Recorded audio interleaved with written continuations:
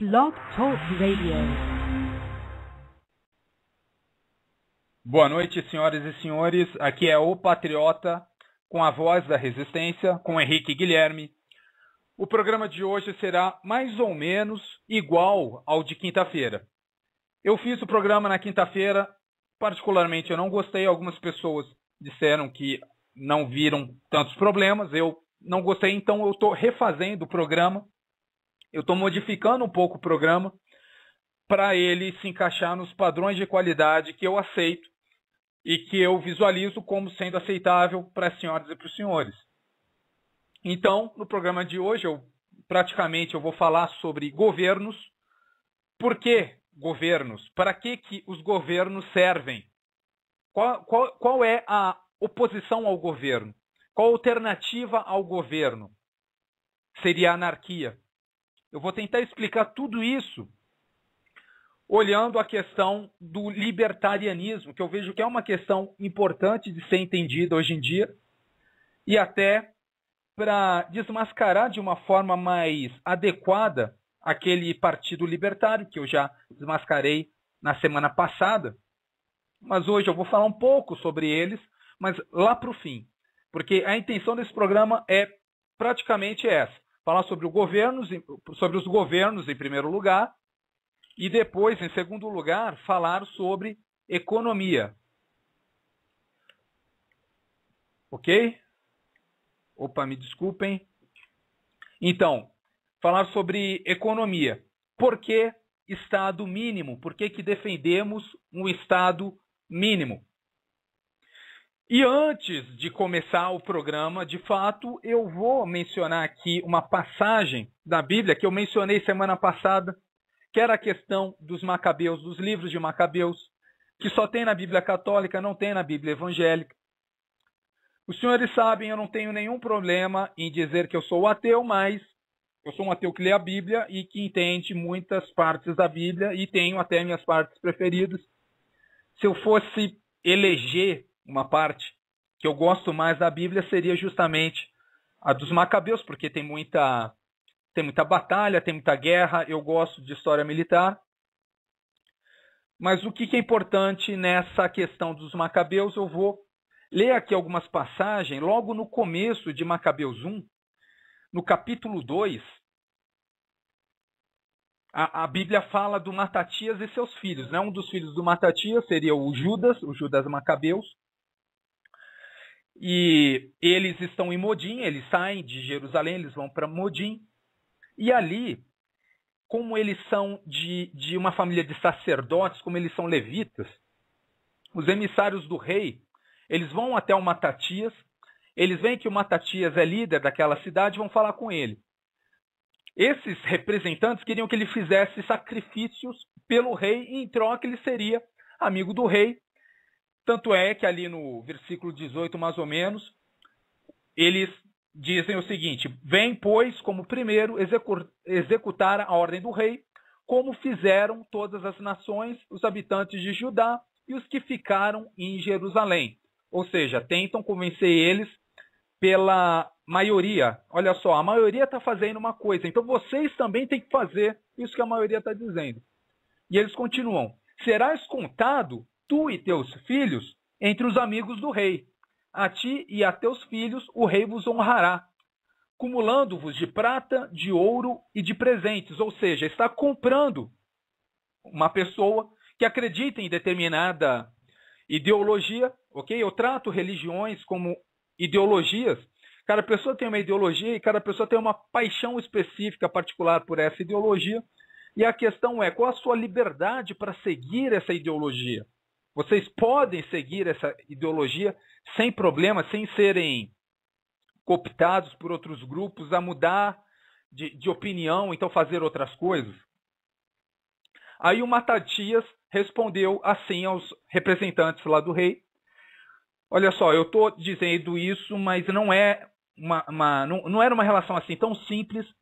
O Matatias sabia que com aquilo o rei ele estaria fazendo com que muitos judeus da região validassem o seu poder sobre eles, já que o sacerdote deles estaria validando. Nem todas as pessoas têm essa consciência social, consciência ideológica, muitas pessoas simplesmente sobrevivem.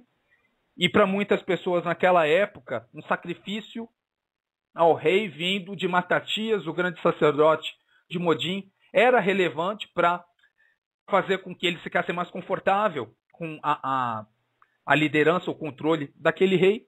Mas o Matatias sabia o que estava acontecendo, ele sabia que não era um pedido, era uma ordem, e que se ele não fizesse aquilo, haveria retaliação. Então ele já respondeu. Ainda mesmo que todas as nações que se acham no reino do rei o escutassem, de modo que todos renegassem a fé de seus pais e aquecessem as ordens, eu, meus filhos e meus irmãos preservaremos na aliança concluída por nossos antepassados. Não obedeceremos essas ordens do rei e não nos desviaremos de nossa fé, nem para a direita, nem para a esquerda. Ok?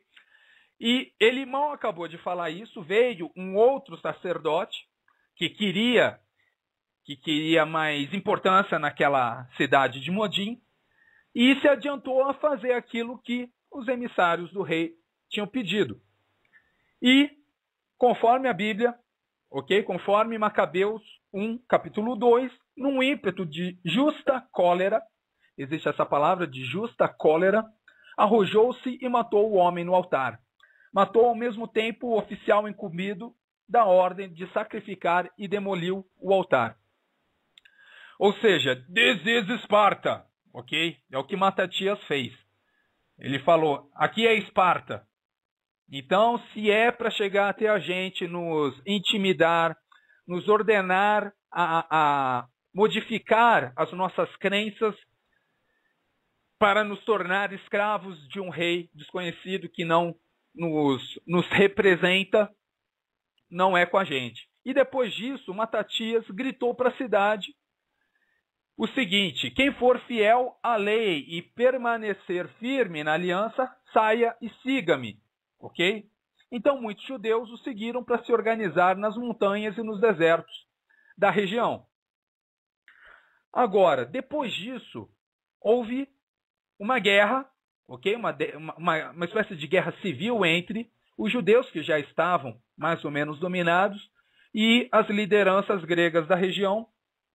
E muitas pessoas estavam morrendo, porque os atacantes, eles agiam também no sábado. E no sábado, muitas pessoas, os judeus não podiam trabalhar. Então eles acabavam em desvantagem.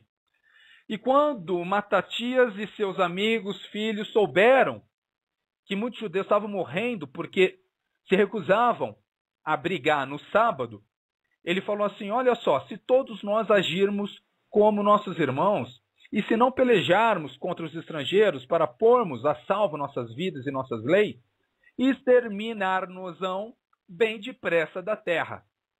Ou seja, existem alguns dogmas, até na própria religião dele, que ele falou, olha só, a gente tem que relevar isso daqui por um bem maior. O que eu estou falando tem a ver com a questão do Partido Libertário também. Eles, no final das contas, eles tentam pregar uma agenda que é de esquerda, fingindo que eles se apegam de uma forma radical e insensata em alguns pressupostos ali de uma certa visão de libertarianismo. Ok? Então, eu só queria começar o programa falando isso. Eu vou continuar aqui a introdução do programa relendo as cotações, as frases de grandes patriotas. Primeiro deles, Thomas Paine, o autor do panfleto Senso Comum, em que fala que o governo, mesmo no seu melhor estado, não é mais que um mal necessário. E no pior estado, é um mal intolerável. Ou seja, devemos fazer alguma coisa quando isso daí acontece. Depois vem George Washington falando, o governo não é razão e ele não é eloquência, ele é força. E como o fogo, ele é um servente perigoso, ou seja, você tem que ter tato para lidar com o governo quando ele está te servindo, E como mestre, ele também é temível. E como mestre, ele é temível. Então você tem que evitar essa situação. O Milton Friedman, que é um dos pais ali do monetarismo, ele fala assim, que a solução do governo para um problema costuma ser tão ruim quanto o próprio problema. Enfim, o James Madison, um dos federalistas, né? Tem aquela publicação Os Federalistas, que é escrita por ele, pelo Alexander Hamilton e pelo John Jay. O John Jay, se eu não me engano, foi o primeiro presidente da Suprema Corte dos Estados Unidos. Mas, enfim, James Madison, e é o que vocês vão encontrar nos federalistas, que é essa visão de que se os homens fossem anjos, nenhum governo seria necessário, ok? Mas o que acontece é que os homens não são anjos, eles também não são demônios, ok? Porque se os homens fossem fundamentalmente ruins, também nenhum governo ia adiantar. Se esse governo fosse composto por homens, esse governo seria um governo de demônios também. Então a gente tem que pensar formas racionais de se chegar a um meio termo. E, enfim, o Mises, também tem uma citação importante do Mises, para que os senhores entendam que o libertarianismo, ok, que tem um vínculo muito grande com o Mises, tanto é que muitos institutos libertários são nomeados Ludwig von Mises, e o próprio Mises, ele considerava o governo necessário. Ele falava assim, o governo deve fazer todas aquelas coisas para as quais ele é necessário e para as quais ele está estabelecido. O governo deve proteger os indivíduos dentro do país contra a violência e os ataques fraudulentos de gangsters. E ele deve defender o país contra inimigos estranhos, inimigos externos. Essas são as funções do governo dentro de um sistema livre, dentro de um sistema de economia de mercado. Eu poderia falar aqui de novo sobre a Ayn Rand, eu acho que todos já entenderam que ela não se considerava uma libertária, mas ela tinha uma visão extremamente simpática ao livre mercado.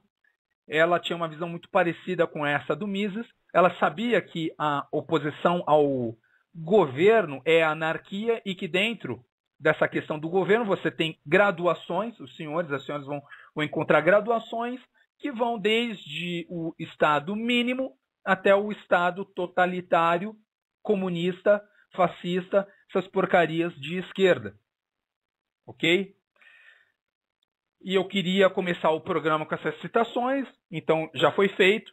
Uma coisa que eu queria observar é que recentemente eu estou vendo muita raiva de conservadores contra o movimento feminista, mas isso daí está passando de um limite que eu acho saudável. Aliás, passou do limite saudável em alguns casos.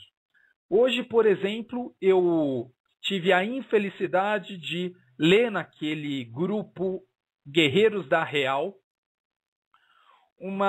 um post sobre uma garota que foi estuprada, está no hospital, e uma amiga dela, para dizer que está dando força para ela, fez um videozinho lá, sendo que ela está apoiando a sua amiga. Só que nesse vídeo tem algumas fotos dessa menina e algumas fotos estranhas, tipo a menina de biquíni, a menina dançando, que muitos conservadores por algum motivo não gostam disso. Só que o problema foi o seguinte, tem gente que acha porque a menina estava usando biquíni, ou então porque a menina tira foto dela de biquíni e coloca lá no Facebook, no Orkut, no YouTube, para as pessoas que conhecem ela verem, isso daí justifica um estupro. Tinha gente falando até bem do estuprador. Olha só até que ponto os retardados no Brasil estão chegando. Até que ponto as pessoas chegam quando não estão bem amparadas. Eu tenho visto que esse direcionamento contra o feminismo está se tornando um pouco saudável. Por quê? Porque está se desviando dos verdadeiros problemas. O feminismo é só um problema, é só como é que eu posso dizer, um grupo manipulado pela esquerda que nem tantos outros grupos. Por exemplo, o movimento negro racista, aquele movimento negro que quer criar cotas mesmo, que quer manter uma revista como aquela Raça. Enfim, é da mesma laia que o movimento gaysista, que manipula ali homossexuais para atuar de uma forma de esquerda. É da mesma laia que Teologia da Libertação, é da mesma laia que tantos outros grupos de esquerda. E eu só estou me manifestando aqui porque eu vejo que, proporcionalmente, as críticas e as pessoas têm direcionado uma atenção, uma raiva a esse movimento feminista que é muito pouco saudável. Sem falar esses excessos, esses exageros de conservadores de esquerda, como os nazistas, os fascistas, todos esses vagabundos, que só porque a menina tinha ali um modo de vida que eles não concordavam, para eles passa a ser justo, então eles passam a ter indiferença com o estupro de meninas assim, que é mais ou menos aquela cultura oriental, aquela cultura, não a japonesa e até a chinesa. A chinesa tem ali eu não estou falando da chinesa comunista, a chinesa mais de longo prazo, que se os senhores forem ver, eles são muito apegados à família, e o próprio Partido Comunista, durante a Revolução, ele confessava de uma forma muito aberta em seus diálogos internos como fazer propostas para fazer com que o chinês deixasse a instituição família, que era muito forte na China. Mas, enfim, quando eu falo em culturas orientais, são aquelas, a muçulmana e a hindu, e até a africana. A cultura africana é extremamente misógina.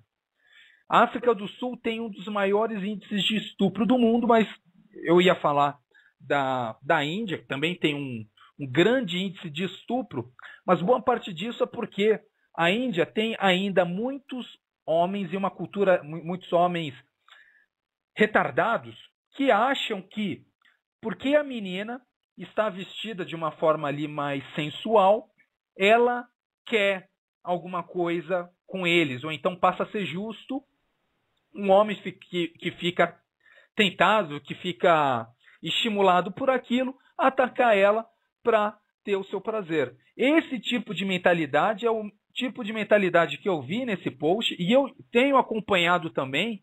Eu até acho que eu estou me manifestando aqui dessa forma mais hostil a essa ideia, um pouquinho atrasado, porque faz umas 2, 3 semanas que eu tenho visto isso. Eu comentei isso de uma forma mais direcionada antes, agora eu estou colocando o dedo na ferida. Essas pessoas com essa mentalidade de colocar fotozinha de menina que só porque está fazendo, não sei, biquinho, ou então está de mini saia, está ali com uma foto sensual no Facebook, então ela necessariamente é uma pessoa ruim. E pior ainda, olha só, pior ainda, mesmo que fosse uma pessoa ruim, não justifica ficar contente ou então ficar indiferente com violência contra essas mulheres. Quem pensa assim é retardado, é vagabundo. E é por isso que eu me desvencilhei dessa comunidade aí, Guerreiros da Real, não porque todas as pessoas lá sejam ruins, muito pelo contrário, eu acredito que tenha muita gente boa lá, mas eu olho muito para detalhes, eu sou um pouquinho autista em relação a isso, então quando vem o detalhe assim, eu me apego muito, e o detalhe que eu vi parece que só eu percebi esses excessos que as pessoas têm postado lá. A falta de crítica a esses vagabundos pontuais, me incomoda.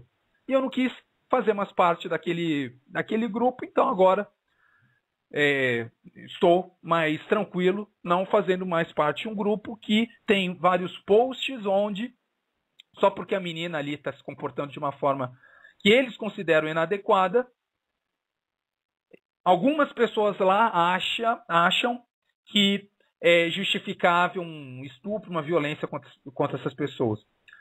Enfim, eu falei da Índia porque na semana passada, então em dezembro, uma menina foi estuprada e morta por 6 vagabundos. Aconteceu o seguinte, um ônibus lá foi sequestrado, os sequestradores ficaram rondando a cidade com o ônibus, Pararam num ponto, tinha esse casal, essa menina com um amigo dela, eles subiram no ônibus, eles bateram no menino e começaram a estuprar a menina. Mas as violências que fizeram com essa menina não tem comparação, é uma coisa extremamente desagradável, eu não vou nem escrever aqui, porque é pesado o que eles fizeram com essa menina. E os hindus, depois disso, começaram a fazer passeatas contra esse caso e pedindo a punição dos vagabundos que fizeram aquilo. Mas os hindus, a gente tem que ter consciência que eles também são culpados por aquilo, por incentivarem uma cultura que pensa desse jeito. Se a menina está vestida de uma forma mais, que eles consideram mais liberal, mais ocidental, então isso daí vai justificar uma violência contra ela. Essa é a mentalidade do vagabundo. Essa é a mentalidade de uma boa parte ali do mundo islâmico, que não é a nossa mentalidade, não é uma mentalidade de direita, não deveria ser a mentalidade de conservadores. Por bem, não é de fato uma mentalidade de conservador de direita. Alguns conservadores de esquerda vagabundos fazem isso, apoiam esse tipo de raciocínio. Mas é isso, os hindus, a gente sabe que eles são misóginos, a mulher na Índia tem ali um papel social inferior, ela não é vista como um ser especial. E por causa disso eles acabam tendo esses problemas. Então por isso que eu não acho que essas manifestações dos indianos, porque a menina foi estuprada, justifica que isso daí tira a culpa da sociedade hindu. Eles vão começar a mudar, eu vou começar a respeitar eles, quando eles começarem a punir de uma forma muito mais relevante os vagabundos que cometem estupro na Índia. Isso daí sem falar em África do Sul. A África, como um todo, tem um grande índice de estupro. Eles não respeitam as mulheres. É idade da pedra mesmo, é uma coisa selvagem. Principalmente na África do Sul, daquele vagabundo do Nelson Mandela. Nelson Mandela, eu já expliquei aqui em outros programas, Olavo de Carvalho falou isso no último programa dele também, era um vagabundo de esquerda terrorista. Ele comandava atentados de bomba, atentados terroristas, a partir da cadeia. A esquerda internacional valoriza esse vagabundo porque ele é de esquerda. Ok? E a outra coisa que eu quero falar antes de colocar uma música, para os senhores descansarem um pouquinho aí a memória, para se prepararem para o conteúdo mais pesado do programa, é aquele livro que eu fiz propaganda na quinta-feira, a 1025, a história, as memórias da infiltração de um comunista na igreja, que seria uma autobiografia de um comunista que morreu num acidente. Essa freira que socorreu esse comunista se chamava Marie Carré. Ela encontrou esse papel entre os pertences desse morto. Ninguém reclamou os pertences dele. Então ela resolveu publicar porque ela achou importante informar as pessoas daquilo. Agora, é claro que existe dúvida sobre a autoria. O começo, quando eu estava lendo o começo, eu achei verossímil, mas durante a leitura, existe ali um ponto ou outro que me faz pensar, que me faz ser um pouquinho mais cético em relação a se aquilo não é uma produção, ou se é realmente uma autobiografia lá de um padre comunista que foi criado na União Soviética e desde cedo, desde seus 14 anos, ele foi preparado para se infiltrar na Igreja Católica e colocar uma espécie de... e dobrar o desenvolvimento da ideologia católica na direção do comunismo. Mas, de qualquer forma, é um livro que eu recomendo. Afinal de contas, é só a opinião de várias pessoas que vai validar essa posição de se o livro é uma construção ou então se é um fato, se ela realmente pegou lá o panfleto a autobiografia do comunista infiltrado. E eu acho que isso basta para o primeiro bloco. Então, muito obrigado aí às pessoas que estão me escutando. Fiquem com a canção da artilharia, não vai ser a canção inteira, é só uns 2 minutinhos mais ou menos. E eu já volto falando novamente sobre o governo. Eu resolvi falar sobre o governo novamente. Os senhores sabem que eu falei sobre isso na semana passada, para poder deixar o tema dessa semana, que é economia, mais confortável. É adequado falar de governo e economia ao mesmo tempo, para que os assuntos se complementem, para que os senhores entendam por que somos a favor de um governo mínimo e por que isso tem como implicação a questão de uma economia onde o governo interfira da menor forma possível, o menos possível, ok?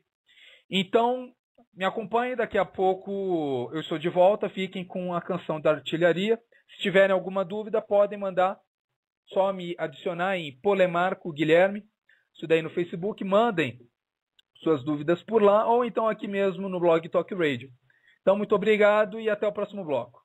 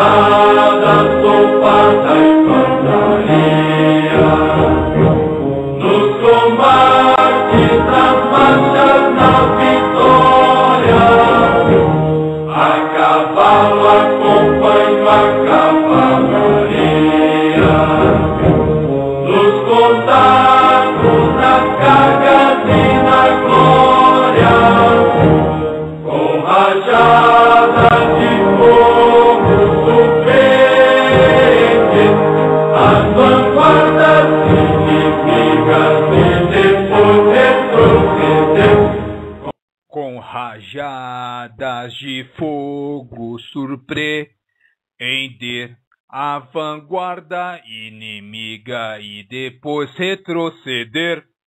Então, senhoras e senhores, estou de volta aqui com o Patriota, a voz da resistência. Governos, para que servem? Como um direitista vê o governo? Ok? Esse vai ser o tema desse bloco. Eu espero falar mais ou menos 30 minutos. Eu costumo ver a oposição ao governo como anarquia. De fato, se a gente for pensar no assunto, é mais ou menos isso. E eu também costumo dizer que qualquer pessoa que queira entender como anarquia é algo irritante, é só jogar Civilization. Principalmente o 3, que é o melhor da série. Mas, basicamente, para que servem os governos? Os governos servem principalmente para proteger, isso daí dentro do corpo de estudo da visão do John Locke, ok? Que é um liberalista, um homem que muitas pessoas associam com os pensamentos de direita, que valoriza a liberdade das pessoas acima de muitas coisas. E ele dizia o seguinte, que o governo serve para proteger as propriedades dos homens. E quando ele fala propriedades, ele quer dizer a vida, a saúde, a liberdade, as posses, e também é ele que fala sobre a busca pela felicidade. É para isso que o governo serve. Ele não serve para produzir celular, produzir, não sei, Xbox, não serve para produzir carro. Não é o governo que tem que fazer coisas muito particulares, porque isso daí estaria extrapolando as atribuições originais ou então filosóficas do governo. Mas para isso, para que o governo proteja a nossa vida, a nossa liberdade, nossas posses, principalmente, se os senhores quiserem adicionar aí, dentro do que o John Locke dizia e outros pensadores da filosofia política, a saúde e a busca pela felicidade, então para isso o governo precisa manter o monopólio da administração da justiça, primeiro lugar. Segundo lugar, segurança interna tem que estar nas mãos do governo, ou então de um governo. Terceiro lugar, segurança externa. Ok? São as atribuições principais do governo. Eu vejo muito anarcocapitalista que finge que é libertário, mas na verdade é um vagabundo de esquerda infiltrado, dizendo assim, não, a propriedade privada tem que ser mantida por organizações privadas. Sem ver, aliás, às vezes vendo, ok? Eu admito aqui que tem muito anarcocapitalista que diz assim, eu não sei porque eu estou defendendo isso, então eu até relevo nesses casos. Mas eu sei que tem muitos anarcocapitalistas que defendem isso, sabendo, e é esses que eu realmente acho uns vagabundos, sabendo que é uma forma de se chegar a um comunismo, uma forma de se chegar à agenda da esquerda.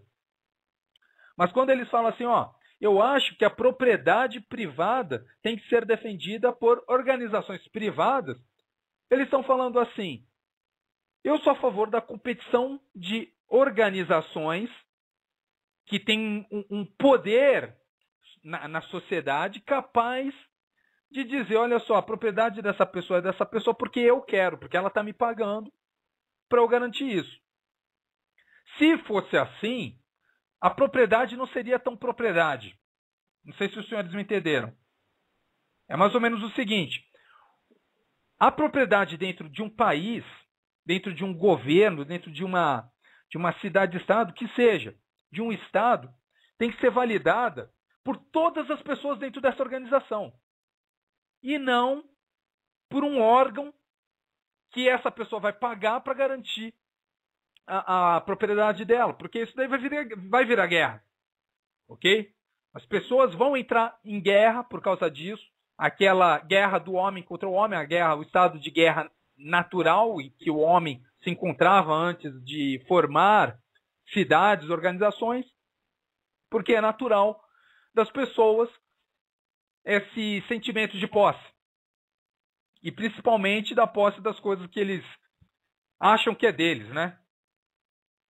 Mas, pois bem, a administração da justiça, para isso, é necessário garantia de contrato, juízes imparciais e certificadores de documentos.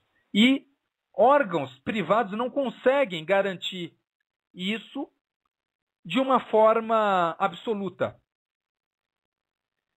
Deixa eu tentar me fazer mais claro aqui. Se vocês pagam, por exemplo, tanto para garantir um contrato, então para garantir a propriedade de sua casa, um órgão específico, se houver outra pessoa interessada nessa propriedade que você tem e paga mais para esse órgão específico para dar a sua propriedade para ela, você está aí no anarcocapitalismo, entendeu? Ou então, se ele paga um órgão mais forte, um órgão certificador de propriedade, garantidor de propriedade, mais poderoso do que o órgão que os senhores têm. Então, esse órgão mais poderoso, que para garantir a propriedade é necessário um poder de polícia, sim, é necessário um poder de polícia. Dizer que não é vagabundagem intelectual, ok? É desonestidade intelectual. Então ele vai pagar um órgão com mais poder de polícia, que vai entrar ali num conflito com o seu órgão garantidor da sua propriedade, e você vai ficar sem a sua propriedade. Isso daí o capitalismo não permite esse tipo de coisa. Ok? Por isso que a economia capitalista passou a se tornar muito mais poderosa, muito mais produtiva, muito mais geradora de recursos, de bens, mais ou menos no mesmo momento em que o Estado moderno surge e os Estados passam a ficar mais fortes nesse sentido de garantir dentro da sua região a propriedade. Eles não precisavam mais ficar negociando o seu poder com diversas regiões, né? Um poder original de um Estado. Então é isso. A administração da justiça ela não pode ficar nas mãos de entidades privadas. Os senhores querem juízes imparciais.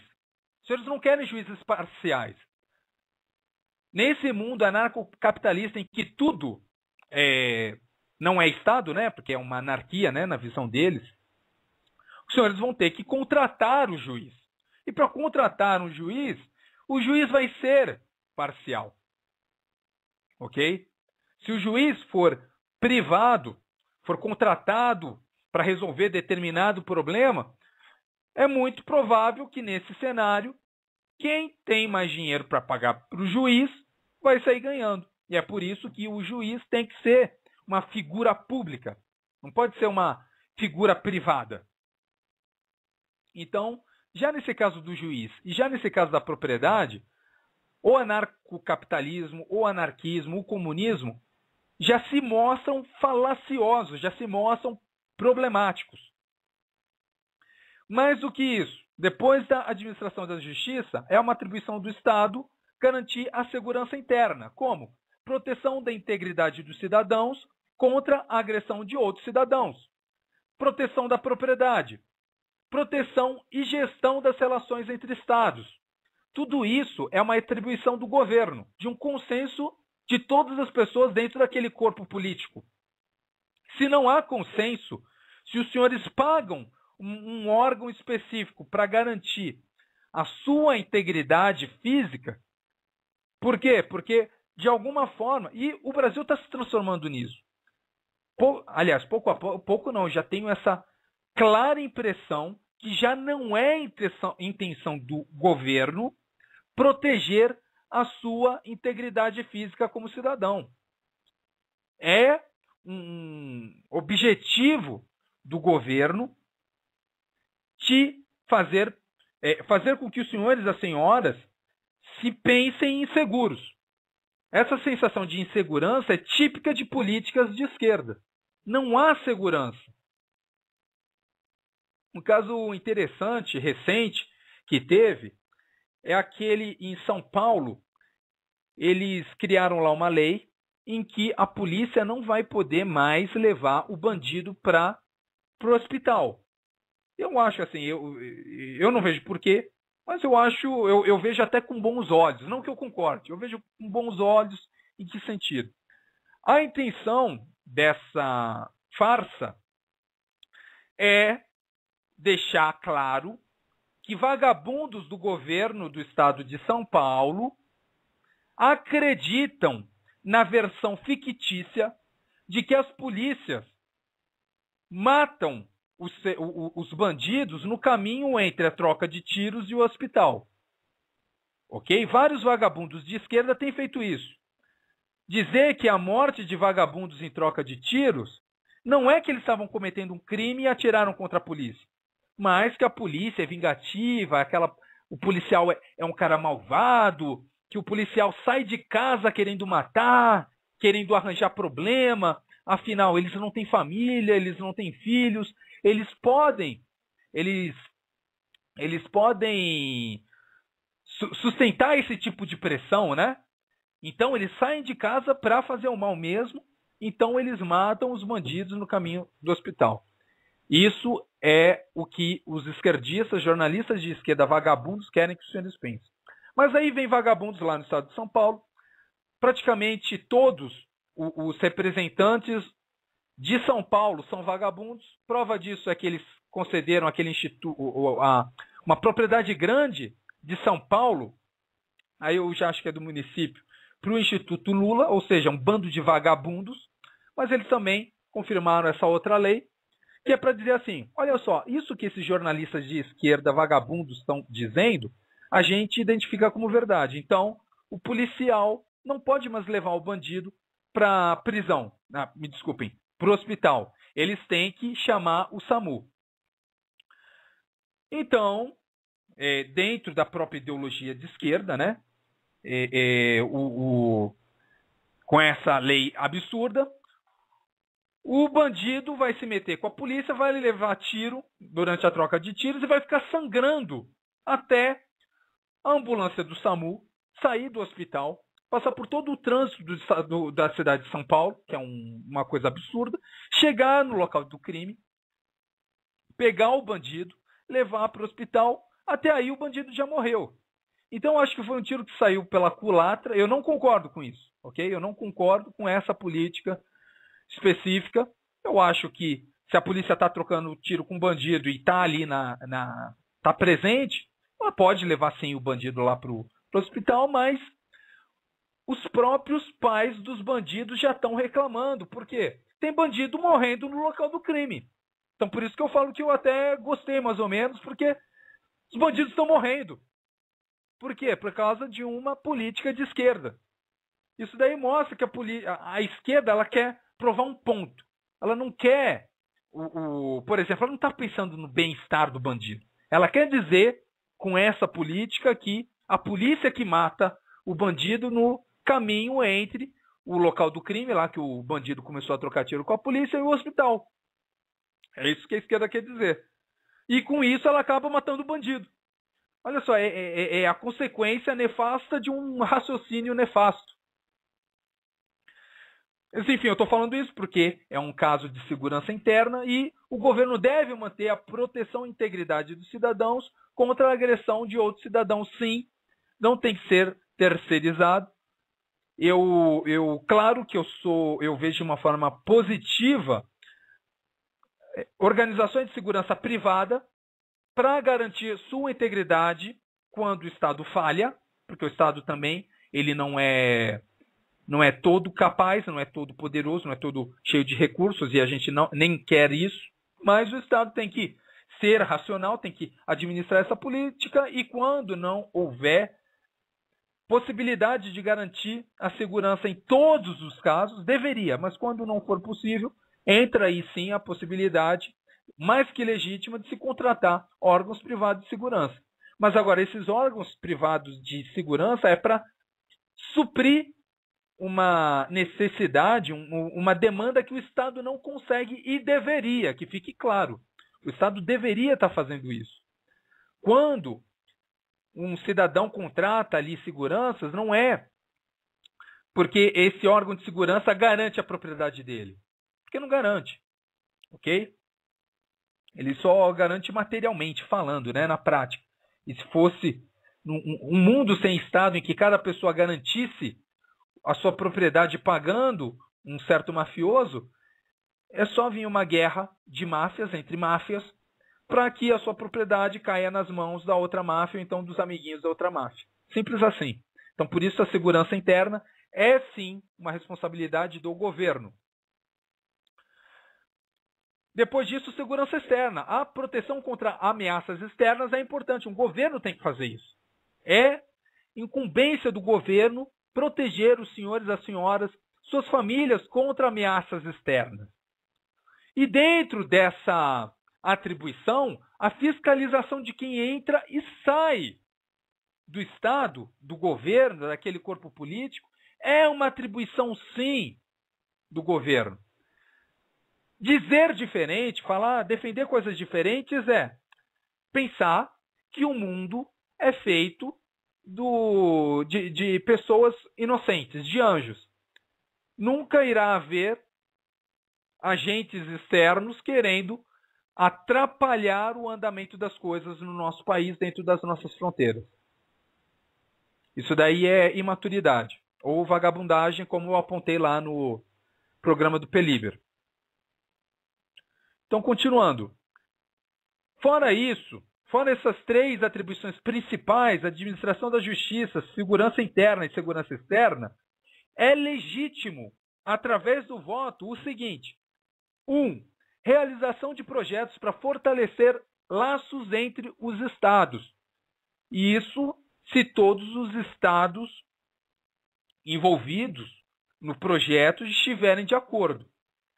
E 2, a realização de projetos que mantenham a segurança e a estabilidade, incluindo a segurança e estabilidade energética alimentar. Isso daí também é legítimo através do voto.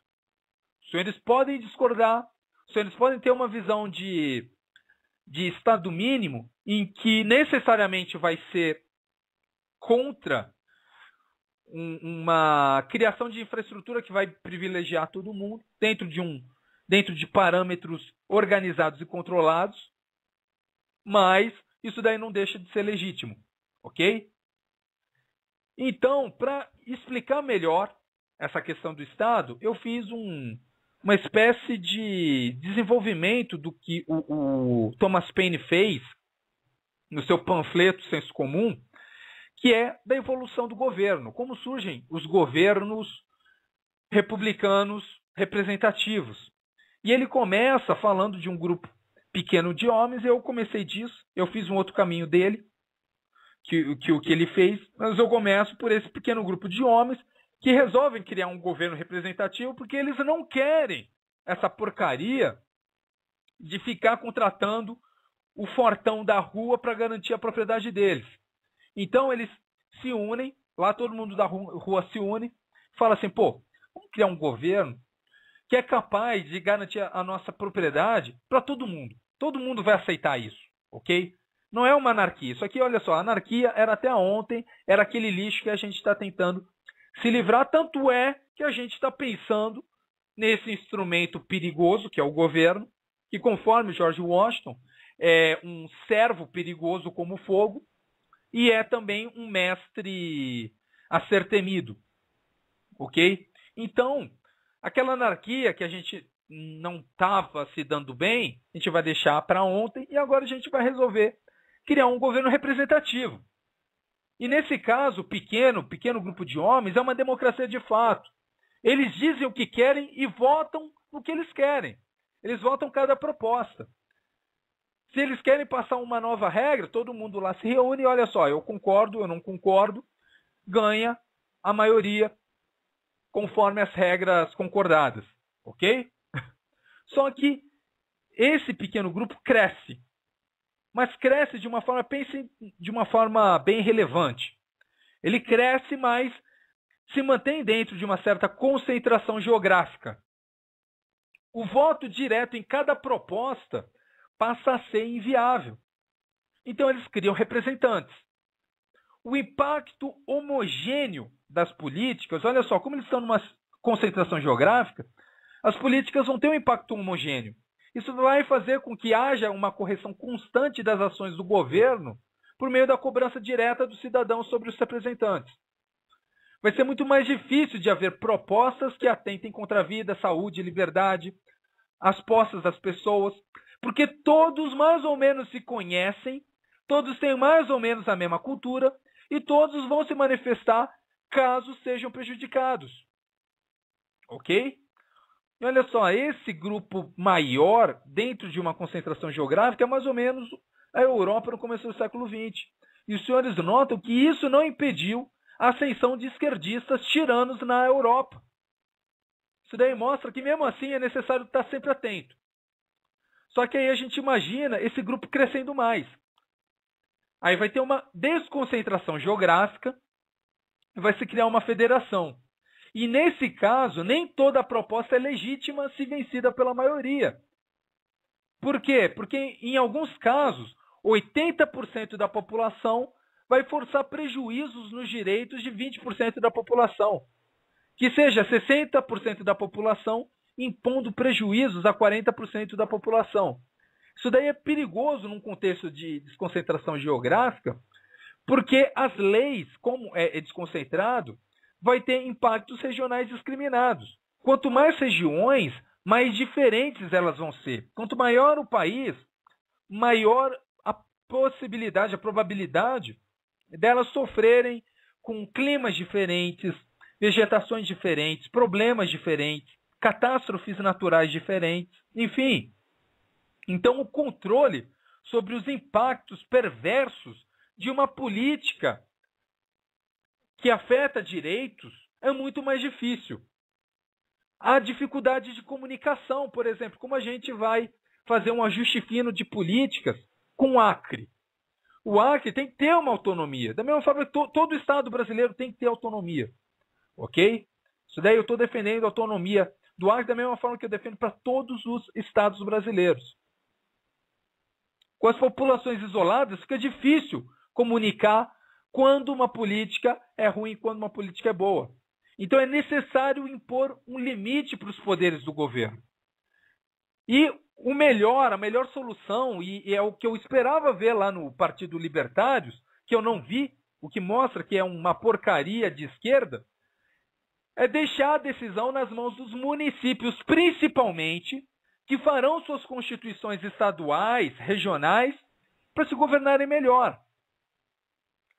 Aí eu dou aqui rápido 2 exemplos. Um é de políticas de combate à pobreza. Olha só, sempre vai ter regiões mais pobres do que outras. Até nos Estados Unidos tem. Os Estados Unidos é um dos países mais ricos do mundo. Tem lá, se for pegar em uma escala de IDH, os senhores vão encontrar estados que vão variar o IDH superior ao da Suécia e estados com IDH inferior ao do Reino Unido. Ou seja, tem uma variação de pobreza nos Estados Unidos também. E sempre vai ter uma região que precisa de mais ajuda. E numa federação, olha só, isso que é importante. Numa federação, quando tem ali vários estados irmãos dentro de uma federação, é fácil para um pobre ou um desempregado migrar para uma região com mais recursos e empregos. Isso daí é bom. Não é para a gente ficar querendo que, não sei, um outro cidadão brasileiro de outro estado não venha para a nossa região se a nossa região está numa boa situação. E isso já é uma justificativa para a gente olhar com maus olhos políticas assistencialistas. Ok? Por quê? Porque a própria mobilidade populacional já resolve boa parte desses problemas. Com um país com 26 estados, quando um tiver um problema, tem ali outras 25 opções para o cidadão migrar. Estados Unidos, 50 estados, o cara vai ter 49 outras opções. Ok? Mas responsabilizar todos os cidadãos da federação pelos problemas regionais, pelos problemas da autogestão de um estado ou de uma cidade, vai ser um estímulo à vagabundagem. Vai ser um estímulo para que essa cidade, ou então até esse estado, não corrija seus erros e falhas. Uma cidade ou estado pode ficar acomodado com um fluxo de recursos constante dos demais estados para resolver os seus problemas, tornando todo esse corpo refém de um dos membros. Desse modo, o mais justo é que haja um sistema onde os cidadãos de cada cidade sejam os principais responsáveis pelos problemas econômicos da sua região e, em seguida, os estados. Ok? E eu já disse que eu aceito a possibilidade de ser justo que a federação intervenha em alguns casos, como catástrofes naturais, problemas climáticos que afetam a economia de uma região. Se bem que eu acho que na maior parte dos casos eu vou votar não. Porque, olha só, eu entendo como justo que a federação use políticas para atenuar isso, e eu acho que em uma boa parte dos casos eu vou falar, olha só, essa região está com problemas, então ela tem que fazer uma vaquinha e se resolver. E eu só digo que não porque eu vejo que no Brasil as regiões são... Os estados no Brasil são pobres. Eles não podem aceitar, eles não têm condições de ficar fazendo caridade para outros estados que não conseguem se gerenciar. Até mesmo porque enfrentar os problemas faz com que um estado cresça. Ok? Então, os problemas dos estados são responsabilidades dos estados. Quanto mais poder e responsabilidade os cidadãos da região tiverem para resolver seus problemas, e conduzir os problemas da sua região, mais eles cobrarão dos demais cidadãos e dos seus representantes políticas mais eficientes. E é assim que tem que ser. Ok? Então vamos lá. O outro exemplo é políticas de construção de infraestrutura. Ok? Isso daí vai depender do voto dos estados envolvidos. Por exemplo, infraestrutura energética quase sempre beneficia todo o país. Logo, não há, assim, não tem muito o que dizer sobre isso. Só que se os estados votam, é justo, ok? Dentro desse esquema de estados com muito poder. O que eles votam na reunião de todos eles dentro da federação passa a ser justo. O voto e o custo sempre andam juntos, ok? Se o Estado vota em alguma coisa, ele tem consciência, deve ter consciência, e os senhores têm que colocar isso na cabeça, as senhoras têm que colocar isso na cabeça, de que se os senhores votam alguma coisa, vai ter um custo e o governo vai ter que tirar o dinheiro de algum lugar para colocar essa política adiante. Isso daí eu vou falar em seguida. Ok? Vamos supor aqui, só para exemplificar, o mesmo exemplo que eu dei semana passada, que é uma federação de 3 estados. Um tem um porto, o outro fica no interior e tem petróleo, e o terceiro fica no meio. Por iniciativa de qualquer estado, um projeto de construção de uma ferrovia para levar o petróleo para o porto pode precipitar num tratado de cooperação mútua. E essa cooperação não necessariamente deve ser pública. Às vezes, a iniciativa privada resolve o problema, ok? Às vezes resolve o problema. Mas existem casos em que o projeto interessa a todos os cidadãos dos estados, porque vai gerar emprego, porque passou por um amplo debate, porque os outros 2 estados precisam do petróleo, enfim. Mas a iniciativa privada diretamente envolvida não vai ter recursos para fazer isso. E nesse caso, depois de um amplo debate, e principalmente do voto consciente dos representantes de cada estado, se decide por um aumento de imposto ou um corte de gastos em outros projetos menos prioritários para ajudar na construção da ferrovia. E nesse contexto é justa a partilha do ônus da obra. Mas agora, se essa federação tem outros 17 estados, não há motivos para cobrar algo dos demais para a construção dessa ferrovia. Se dessemos mais poderes para os estados, mais fácil seria de controlar essa situação e não onerar quem não vai usufruir diretamente da ferrovia por sua construção. Essa situação é administrável até o caso hipotético onde há esses 3 estados e 2 não diretamente envolvidos. Nesse caso, é bom estar dentro do raciocínio libertário dar cada vez mais autonomia para os estados negociarem entre si em assuntos que não afetem a administração da justiça, da segurança interna e da segurança externa. Ok? Eu digo mais, deveria ser a regra que todos os estados tivessem total autonomia com esses limites claros. Isso significa que a federação deve manter seus impostos num limite muito baixo. E para falar mais sobre isso, para falar mais sobre libertarianismo e para falar mais sobre economia, o que os senhores têm que entender de economia e por que o socialismo, os comunistas querem que o Estado gaste mais os seus recursos, eu vou usar o próximo bloco para deixar bem claro quais são os argumentos contra a maior intervenção do Estado na economia. Ok? Então fiquem aí com Canção das Comunicações e eu estou de volta em 2 minutos.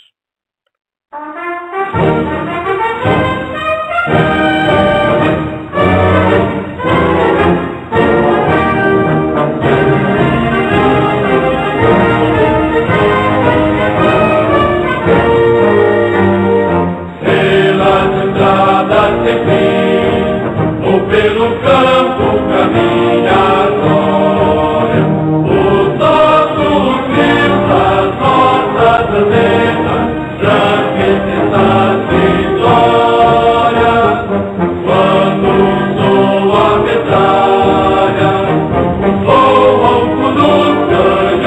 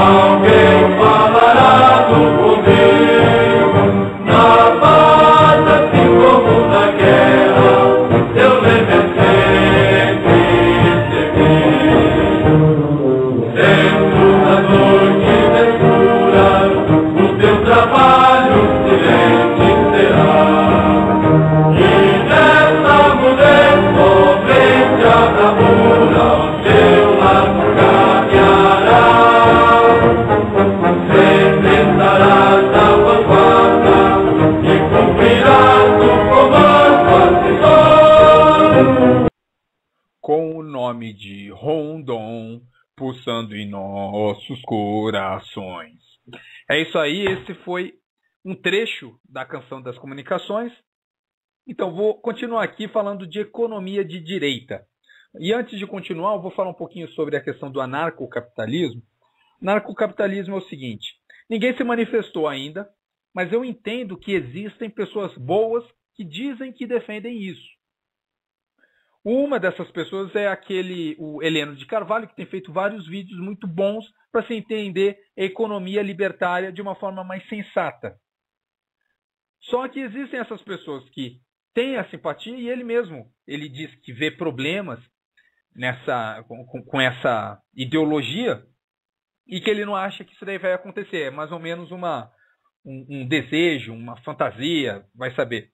Mas existem as pessoas que são inocentes, que são totalmente inocentes de incentivar esse tipo de porcaria, né, do anarcocapitalismo, mas tem aquelas pessoas que vão usar isso para convencer algumas pessoas que têm uma tendência de direita, uma tendência capitalista, a fazer coisas que seguem, que vão beneficiar a agenda da esquerda.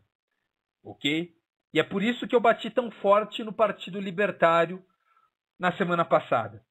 Eu vejo de uma forma muito clara pelo programa deles que eles são anarcocapitalistas para convencer pessoas que não pensam muito no assunto a seguir uma agenda que vai beneficiar a esquerda. Ok? Só estou dizendo isso para deixar claro que, para mim, essas pessoas mais inocentes que se dizem anarcocapitalistas, para mim, é a mesma coisa que um conservador. Principalmente porque você vai encontrar ali o anarcocapitalista de direita e esquerda. E vai encontrar esses conservadores de esquerda, como eu falei no começo do programa, e os conservadores de direita. Mas eu vou dedicar esse segundo bloco aqui para falar de economia. Para falar da economia, eu falei na quinta-feira, eu vou lançar aqui argumentos para que os senhores tenham uma noção sensata do porquê que nós não somos socialistas, porque não acreditamos numa participação do Estado na economia, porque nós sabemos que a participação do Estado na economia costuma ser danosa, ela não vai ser boa, ela não vai, geralmente vai dar merda, ok? Então é o seguinte, eu gostaria que os senhores imaginassem um Estado libertário original, ok? Esse Estado paradisíaco, em que as pessoas não têm um Estado que se intromete na vida delas, em que as pessoas estão satisfeitas com suas vidas, estão satisfeitas com o papel do Estado, que é garantir lá a propriedade privada, garantir a sua integridade, garantir a justiça, a administração da justiça, que protege elas contra inimigos externos.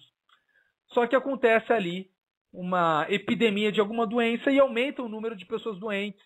Ou então acontece ali algum problema em que surgem, né? Entra ali, né, nesse estado alguma literatura, aquela literatura subversiva, e coloca na cabeça de algumas pessoas que o Estado pode ser uma solução para problemas que deveriam ser resolvidos pela própria população sem dar direitos demais para uma certa entidade. Então, os senhores se imaginem nesse estado e aparecem essas ideias estranhas, uma parte do povo começa a pedir para o governo resolver esse problema, no caso específico aí da epidemia, para pagar pelos serviços de saúde, ok? E para entender a nossa resistência a essa participação maior do Estado na economia, eu mencionei esse exemplo para estabelecer uma primeira premissa, ok? Uma premissa que é muito sensata, os senhores vão... Eu acho que até quem é de esquerda vai ter que concordar. Olha só, nesse estado hipotético, o governo arrecadava valores apenas para suas funções básicas. O dinheiro não cai da árvore, ok? O dinheiro não é... A gente não colhe dinheiro. Então, ou o governo vai ter que aumentar impostos para satisfazer essa nova demanda, ou ele vai ter que cortar gastos com segurança interna, segurança externa, administração de justiça, combate de monopólios e conluios, enfim. O governo, para resolver esse problema que acabou de surgir, vai ter que ou cortar gastos com os setores realmente relevantes, os setores que são da incumbência do governo, ou vai ter que aumentar impostos. É simples. Essa é a primeira premissa. E os senhores notam que nesse estado semi-perfeito, esse estado paradisíaco, se o Estado resolve cortar dinheiro, cortar gastos em outras áreas, ele vai estar cortando gastos em áreas importantes, ou da defesa externa, ou da defesa interna, ou da administração da justiça, o que não tem muito cabimento. Então, as pessoas vão propor essa solução pública. Olha só, e se a gente deixar o governo pagar o nosso plano de saúde? Ok? E é o seguinte, antes de eu continuar, eu tenho que contar aqui um caso de experiência pessoal, que é quando eu era mais novo, eu tinha essa visão muito menos libertária que eu tenho hoje. Eu achava que havia muito espaço para intervenção estatal na economia. Ok? E quando eu digo isso, eu quero dizer que eu não achava que as consequências de uma maior intervenção do Estado na economia e até na vida das pessoas resultava em mais problemas do que benefícios. E qual era o meu pensamento? Qual era o meu raciocínio para defender essa intervenção do Estado? Se eu vou até o mercado, olha só, pensem os senhores, quando os senhores vão até o supermercado com um determinado montante de dinheiro e uma determinada vontade, os senhores vão conseguir adquirir um produto específico por X, pelo preço X. O Estado, eu pensava assim, o Estado, ele pode fazer o seguinte, pode fazer uma vaquinha, pode juntar o dinheiro de muitas pessoas, ganhar um poder de barganha diante dos vendedores e comprando em escala, comprando em uma quantidade muito maior do que o indivíduo é capaz, ele barateia o preço do produto. Então, o preço do produto que os senhores querem comprar no supermercado por X, o governo poderia, com essa escala, comprar por X linha menor que X. Ok? Só que eu descobri com a vida, né? Eu pensando no assunto, eu descobri que não é assim que as coisas funcionam. A gente precisa destrinchar esse problema, esse caso, para poder entender por que a alternativa Estado, na maior parte das vezes, não é a melhor escolha. Por que na maior parte das vezes? Porque, como eu já disse, existem situações que não tem outra alternativa a não ser o Estado. Segurança externa tem que ser o Estado. Segurança interna tem que ser o Estado. Agora, na maior parte das vezes, não é a melhor escolha escolher o Estado, ok? Então vamos estabelecer, não sei se os senhores gostam de matemática, mas eu pediria para pegar um papel e escrever no lado direito, no lado esquerdo, um X, que seria o preço do produto. Colocar um sinalzinho de maior, ok? Que é o sinalzinho, o chapéu, só que apontando para a direita, ok? X maior que X linha, que seria o preço menor, que é um preço menor alcançado com a barganha que o Estado tem com as entidades privadas, e a gente vai partir daí para avaliar se vale a pena essa solução estatal para os problemas que aparecem que não deveriam ser da incumbência do Estado. Então é mais ou menos o seguinte, esse X menos X linha, que vai dar um valor maior que zero, ele é o que justificaria filosoficamente uma intervenção estatal. Mas isso se as coisas funcionassem de uma forma perfeita. Agora vamos analisar os problemas que surgem no meio. Então a gente lá tem um X maior do que X linha. Só que, em primeiro lugar, existe um preço para o Estado fazer essa intermediação, ok? No caso lá da saúde, da epidemia, o Estado vai precisar contratar um plano de saúde, um hospital, um médico, vai precisar pagar alguém para ir, assim, não é o final, não é o médico que ele vai contratar, nesse caso, né? Em primeiro lugar, é o custo da intermediação. Ele vai precisar contratar e pagar alguém para ir até o médico, para ir até o fornecedor de plano de saúde, de serviços e bens, e comprar o produto desejado. Ok? Então, existe um custo para fazer a intermediação. E esse custo vai ser tão grande quanto o salário das pessoas que o governo paga para fazer a intermediação e o número de pessoas que ele paga. Então, a gente pode mudar essa nossa equação para o X vai ter que ser maior do que X', mais esse custo do pessoal que faz a intermediação. Vamos colocar N, o número de pessoas que ele contrata, e S vezes S, o valor do salário dessas pessoas. Ou seja, o X, para que o Estado, para que valha a pena o Estado intervir na economia, ele vai precisar garantir um preço X' que seja menor do que X menos NS. Ok? Não sei se os senhores estão entendendo. Eu acho que está muito simples aqui de entender com esse esquema. Se os senhores pegam X, é o preço, tem que ser maior que X' mais NS. Ou seja, o preço da barganha menor que X, mais o valor que o Estado gasta para fazer a intermediação. Então, isso daí só vai ser rentável se o X continuar sendo maior que todo esse gasto. Só que não é só esse gasto que existe, ok? A gente tem que se lembrar também que não é a coisa mais simples do mundo fazer negociações em larga escala. Olha só, o governo pode conseguir um X' bem maior que o X. Ele pode. Só que ele também pode não conseguir. Ora, é o setor público. Ok? A gente está falando do setor público. Os senhores acham que o setor público tem condições de contratar as melhores pessoas para conseguir, para alcançar os menores valores possíveis em negociações, em barganhas, em escala? Não. Ok?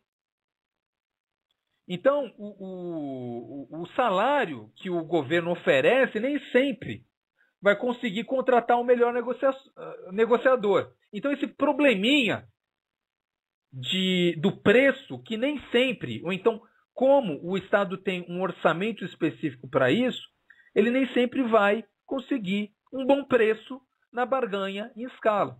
E a gente vai representar esse probleminha como N. Não, N já tem, né? Vamos colocar neg, de negociação. Que coloca neg em maiúsculo. Então, olha só. Para que vale a pena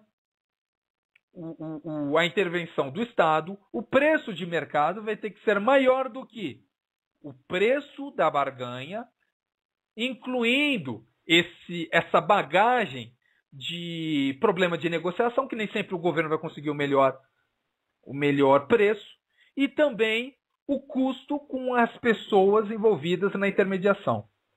E também a gente sabe que no setor público costuma haver problema de gestão de trabalho. Nós temos problema com previdência social, problema com sindicato, problema com controle. Existem muitos servidores ineficientes que não podem ser demitidos. Algumas categorias têm sindicatos fortíssimos que vão colocar o salário até acima do valor de mercado, até acima de um valor que seria suficiente para contratar o melhor funcionário na iniciativa pública, mais na iniciativa privada, mais.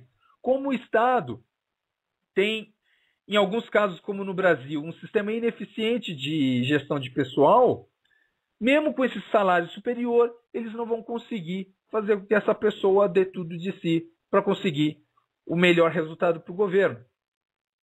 Então, Algumas categorias têm esses sindicatos fortíssimos que fazem greves e arrancam à força aumentos injustificados do governo. Enfim, isso daí vai se somar mais ao custo na nossa equação. Então agora a gente tem o X, ou seja, o preço de mercado tem que ser maior do que o X', que é o preço da barganha, mais a bagagem da negociação, que nem sempre vai ser a melhor, mais o custo da intermediação, mais esses custos trabalhistas CT. Então é isso. Para o Estado participar da economia, para o Estado fazer valer a sua participação na economia, ele vai ter que conseguir arrancar um X' que seja, como é que eu posso dizer, que seja bem menor do que o preço de mercado, porque ele também vai ter que levar em consideração os custos trabalhistas, o valor da intermediação e o fato de que ele nem sempre vai conseguir a melhor negociação. Então isso já mostra como não é tão didático, não é tão, vamos ver uma palavra boa aqui, não é a coisa mais fácil do mundo que o Estado consiga um preço vantajoso na barganha usando ali muitos recursos, ok? Porque esse preço de barganha vai ter que ser tão barato para compensar o custo de negociação, o custo trabalhista e também o custo da intermediação.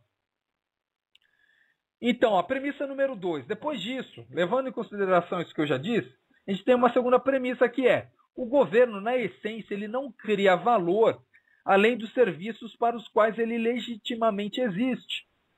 Ok? Ele tem suas utilidades, sim, e eles criam valor com os serviços relacionados às atribuições do governo. Por exemplo, nós pagamos policiais, militares, juízes, gestores, porque eles executam um serviço. Mas fora isso, eles não criam valor. O Estado não cria valor. Se o governo vai resolver um problema de saúde pública, ele vai ter que necessariamente pagar por isso. Ele não está criando. Ele vai até o mercado e paga pelos recursos médicos. Se ele quer resolver um problema de transporte, ele vai ter que ir até o mercado, comprar cimento, comprar caminhões para transportar o cimento até o local da obra, contratar trabalhadores. Enfim, ele não vai criar o valor. Ele vai precisar do seu dinheiro para fazer tudo aquilo. Isso que eu quero dizer. O Estado depende do seu dinheiro. Tá bom? Então, se ele vai resolver um problema de educação, ele vai ter que recrutar professores, pagar escolas, construir centros de ensino, do mesmo modo que qualquer outra pessoa. Só que ele vai fazer isso com o nosso dinheiro. Ele vai ser um mero intermediário. Então, essa daí é a segunda premissa. E a terceira premissa, que eu acho que é a mais importante para ver como a participação do Estado na economia é perversa, as negociações do governo necessariamente vão concentrar mercado. Ok? Se o senhor e a senhora são libertários, prestem atenção nesse argumento que eu considero mais importante. Que a negociação do governo, ela necessariamente vai concentrar mercado. Ou seja, para conseguir uma barganha, o governo vai ter que negociar com 1, 2 ou poucos agentes no mercado. Eles vão conseguir reduzir o preço para vender em escala para um público garantido. Esses agentes contratados pelo mercado. Quanto mais fornecedores o Estado tiver, menor vai ser o poder de barganha do Estado. Por quê?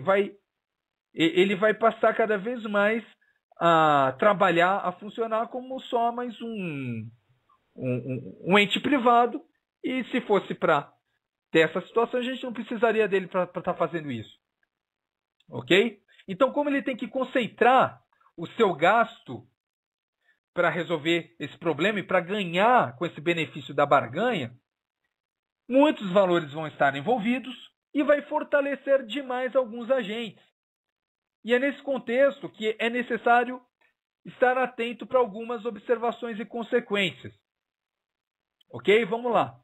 Nesse contexto, em que o governo contrata, em que a gente escolhe o governo para resolver o problema, o governo passa a ter relações de longo prazo com alguns agentes privados. Esses agentes privados vão concentrar recursos que normalmente outros agentes não conseguem, porque eles lidam com bem menos pessoas. Conforme forem as leis de um país, eventualmente, esses agentes privados abastecidos com recursos públicos vão ser capazes de pagar para bandidos que trabalham no setor público para, olha só, número 1, manter sua contratação, já que eles não querem perder a fonte de recursos. O governo faz uma vaquinha com o nosso dinheiro, ok?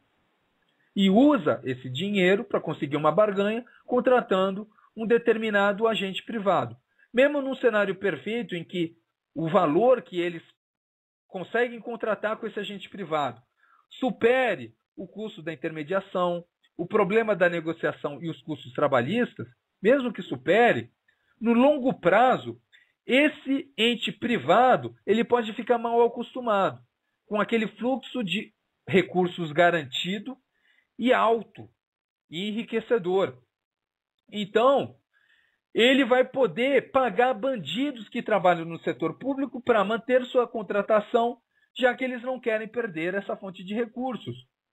Eles também vão poder pagar os bandidos no setor público para aumentar o preço da contratação, já que pagando bem meia dúzia de bandidos, eles conseguirão fazer passar leis que aumentam o valor do contrato. Ok? E, em terceiro lugar, eles vão conseguir evitar as consequências do descumprimento do contrato.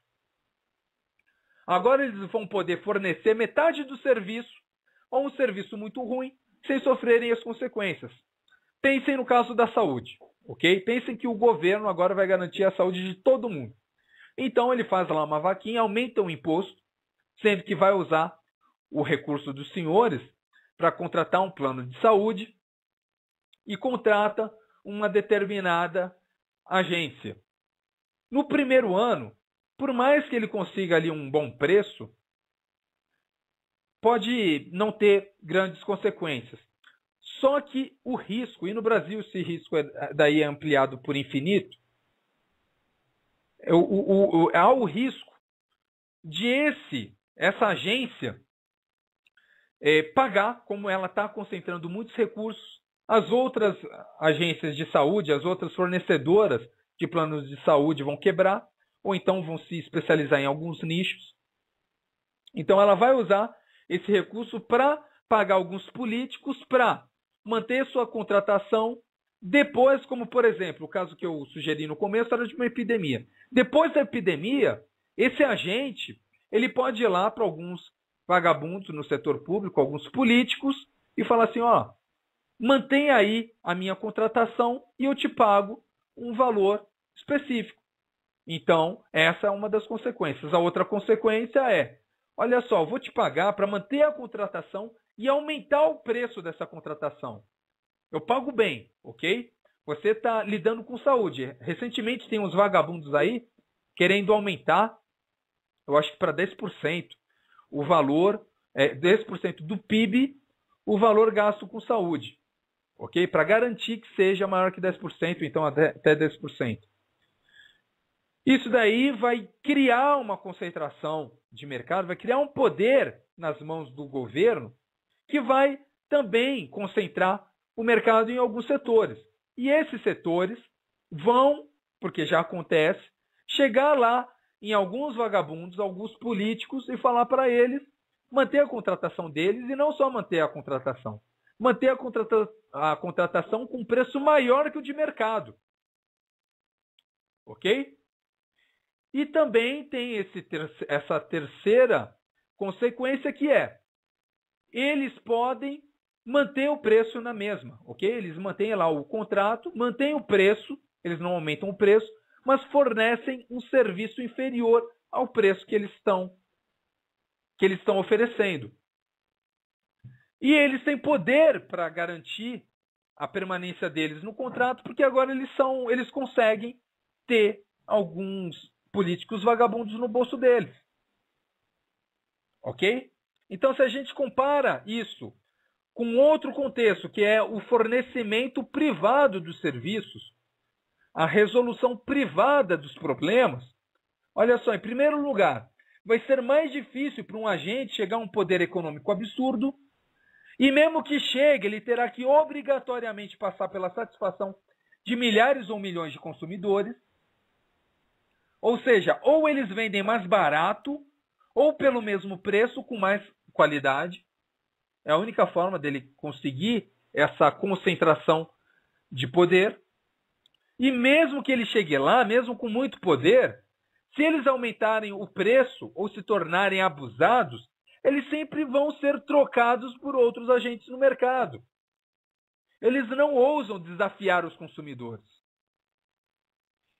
E mais, se eles tentarem vender um serviço inferior pelo mesmo preço, eles não têm como evitar que seus clientes fujam para outros fornecedores. Ou seja, eles estarão sempre obrigados a prestar contas para os seus milhares de clientes. Ok? Então, essas foram as três primeiras premissas, e tem uma outra premissa, que é que seria muito bom se pudéssemos lidar com esses problemas, ok? Essas catástrofes, uma epidemia, um problema que faça com que as pessoas clamem pelo governo.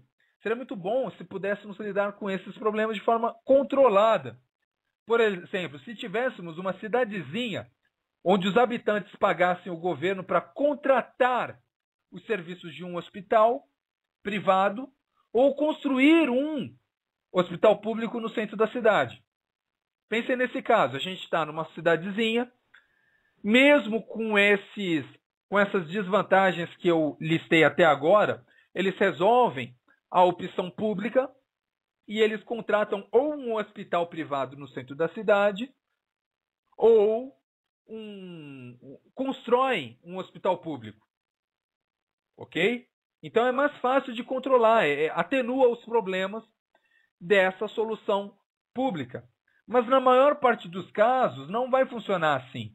O que vai acontecer é que ou o governo vai controlar vários hospitais e clínicas para atender pessoas em cidades, regiões diferentes, ou pior, construirá vários hospitais e clínicas. Isso vai ter um efeito negativo, porque vai perder o poder de barganha, porque o poder de barganha vai estar sendo dividido em várias regiões.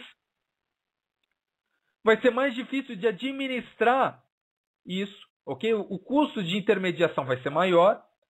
Ou seja, se eu tinha que contratar 5 pessoas para fazer essa intermediação, no caso de uma cidade com hospital, se forem 100 cidades com 100 hospitais, não vai ser só necessário 5, porque não vai ser necessário só 100 pessoas 500 pessoas para administrar tudo isso. Por quê? Você também tem que coordenar as cidades na política entre elas. Enfim, existem informações extras para dissuadir essa mentalidade de que o governo vai resolver o problema. Que no Brasil tem uma lei chamada 8.666, ou seja, o número do capeta, 8 vezes o número do capeta, que é extremamente burocrática. Ela leva em consideração várias permissões ambientais até para construir numa cidade. Ela encarece demais o processo. Ela aumenta os custos de transação, ou seja, o preço que o setor público consegue nessa barganha com o setor privado costuma ser maior do que o valor de mercado. Ou seja, não tem sentido ter o governo resolvendo problemas que o setor privado poderia resolver. Olha só, é fato, no Brasil o preço dos produtos fornecidos ao setor público são mais caros. Isso porque existem vários problemas em contratar com o setor público. Olha só, em primeiro lugar, máfias locais. Você tem que ter coragem, tem que ter vontade de se meter numa licitação, no processo licitatório, com cartas marcadas. Isso daí muitas pessoas vão sofrer essa realidade. O senhor é todo honesto, a senhora é toda honesta, cria lá uma empresa de construção civil, se voluntaria para uma licitação pública, só que está em Santo André, ou então em São Bernardo, ou então São José dos Campos, ou então em algum feudo petista. Vai ser uma surpresa para os senhores quando encontrar ali meia dúzia de empresas que já sabem que elas vão ganhar.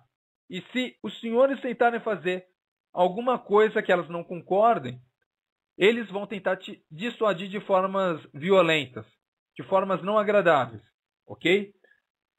Tem um outro caso em que essas máfias são menos agressivas, mas elas fazem um conluio para elas apresentarem preços semelhantes e altos, ou então até semelhantes e baixos, mas que não refletem a realidade. Então essas empresas, elas se reúnem e elas falam assim, ó, nesse ano quem vai ganhar essa licitação sou eu, no ano que vem vai ser você, e no outro ano vai ser ele. Então, para eu ganhar nesse ano, o preço de mercado é 2. Os senhores vão apresentar um preço na licitação de 3, e eu vou apresentar um preço de 2,5 e eu saio ganhando. E com esse preço eu nem preciso pagar um vagabundo lá no governo, ok? Se bem que na maior parte das vezes isso acontece. Tem um outro problema que é o sistema de pagamento do governo que não favorece, que é aquele do empenho, liquidação e pagamento.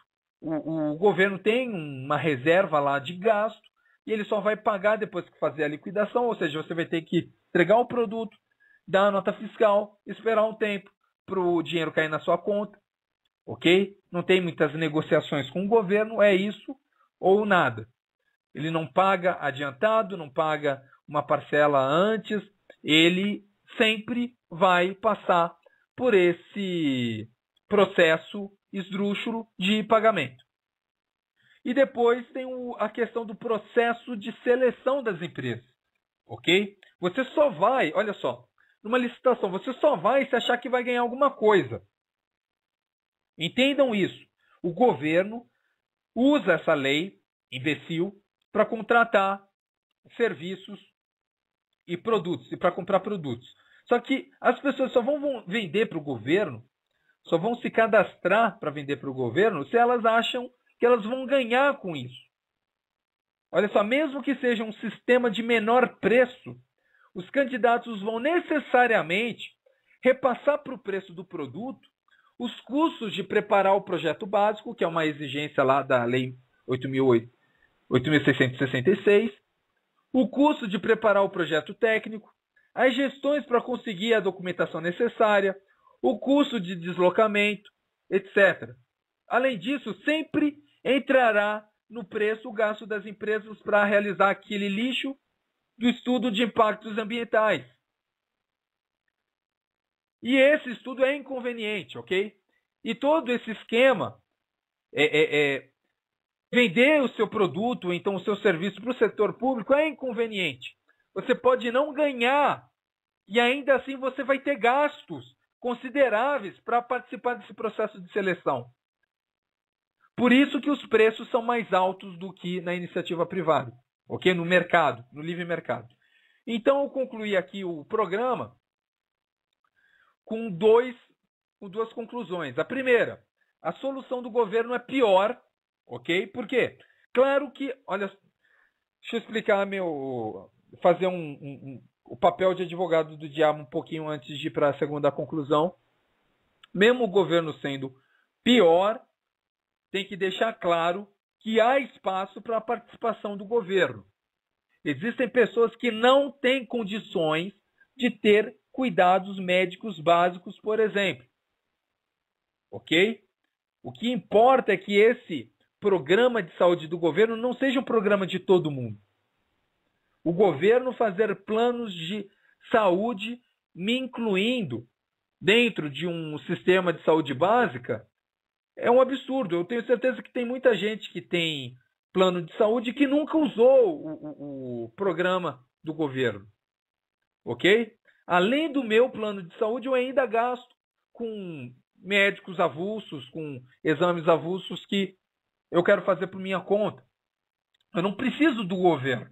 Eu nunca usei o governo. E ainda assim ele é ineficiente. Ainda assim ele rouba meu dinheiro para fazer políticas. Ele não faz essas políticas. E eu digo rouba, não é porque eu acho que o imposto é um roubo. Eu acho que até um limite o imposto é justo. Mas o que acontece no Brasil? O governo tira o dinheiro para não usar, para não dar a contrapartida. Então isso daí passa a ser roubo. Então é o seguinte, não tem condições do governo fazer planos de saúde, programas de saúde que envolva, por exemplo, fazer redução de estômago, troca de sexo, até pessoas que fazem, olha só, se os senhores têm dinheiro para se empanturrar, para enfiar comida no rabo até ganhar, não sei, 200 quilos, e eventualmente não finjam que não tem dinheiro para pagar uma cirurgia de redução de estômago, então vai lá para o SUS. E o Estado garante isso para essas pessoas que têm dinheiro para chegar até 200 quilos, mas para pagar a cirurgia, para resolver o probleminha de falta de controle na alimentação, isso elas não têm, né? Então isso daí é um exemplo de gasto esdrúxulo do governo. O outro é da troca de sexo, ok? O cara quer lá assumir um estilo de vida X. Agora, o custo para ele trocar de sexo tem que ser compartilhado por vários. Até menciono aqui os religiosos que não concordam com isso. Que porra é essa? E existem doenças também que têm tratamento caro e que alguns planos de saúde não cobrem. E nesses casos, olha só, esses casos de doenças raras e de pessoas que não têm condições, é legítimo ter um voto ali para a gente resolver esses problemas. Eu votaria, por exemplo, para criar assim destinar certos recursos, com certeza bem menos que 10% do PIB, para esses casos que são raros. É fácil de resolver esses problemas com poucos recursos. Mas o que o governo faz hoje, então, na maior parte até dos países de terceiro mundo, é absurdo. Então, o que o governo tem que fazer é usar sua força para criar mais competitividade nos planos de saúde privados, não atuar como mais um plano de saúde de todo mundo, porque isso daí não vai dar certo, ok? Então essa daí é a primeira conclusão. A segunda conclusão é, um sistema mais municipalista é melhor, por quê? Deixar os cidadãos de cada cidade decidirem sobre seus destinos com mais poder vai fazer com que eles cheguem a soluções diferentes e mais apropriadas às suas realidades. Dar mais liberdade tarifária para cada um dos estados e municípios vai fazer com que eles se sintam mais encorajados de administrar essa questão de, olha só, no meu município, por exemplo, tem mais ou menos pessoas que não têm condição de cobrir os próprios custos com saúde. Ah, tem mais pessoas. Eu estou aqui, eu vejo que é necessário, então eu aumento o imposto municipal para cobrir esses problemas. Ou então, eu não tenho esse problema no meu município porque eu não sei, eu moro em Joinville, ou então em Alphaville, ou então em alguma cidade que está infeliz lá no Rio Grande do Sul. Tudo é perfeito na minha cidade. Então eu não preciso de um imposto alto para resolver esses problemas. É mais justo assim, ok? Então, olha só, falta poucos minutos para terminar o programa. Então, eu falei praticamente tudo o que eu queria. No próximo bloco, eu vou comentar um pouquinho sobre o programa do Partido Libertário e alguns programas do governo Fernando Henrique. As pessoas não dizerem que eu meto pau só no PT. Eu meto pau em tudo que é esquerdista, ok? Então, eu vou falar ali de um programa específico do governo Fernando Henrique, para ser mais preciso. E continuem aí com o Patriota e até o próximo bloco.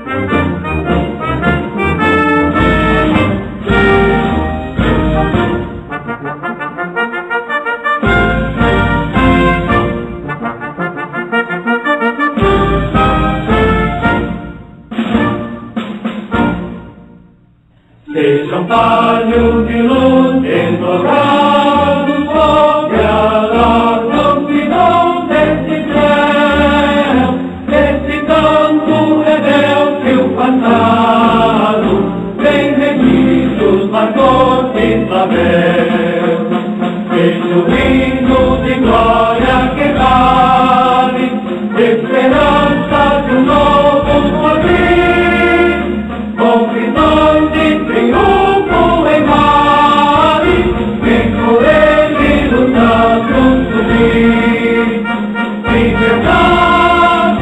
De verdade, a verdade sobre nós, das lutas na tempestade, das cruzamos tua voz.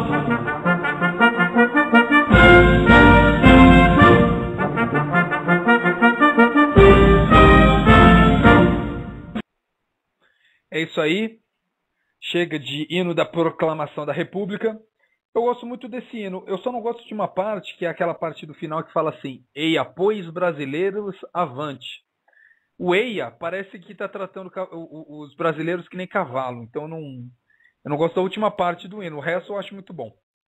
Mas enfim, eu vou terminar aqui o programa falando sobre esse programa do governo Fernando Henrique, que, por incrível que pareça, existem palhaços que se acham liberais ou libertários que defendem. Quando eles defendem ali o Fernando Henrique, querendo se passar por direita. Olha só que é um absurdo isso que acontece no Brasil. Eu já vi muitos professores, inclusive, que se dizem ou de direita ou liberais, defendendo um lixo criado pelo Fernando Henrique Cardoso, ou então no governo dele, chamado Programa de Estímulo à Reestruturação e ao Fortalecimento do Sistema Financeiro Nacional, PROER, que foi mais ou menos a Bolsa Banco.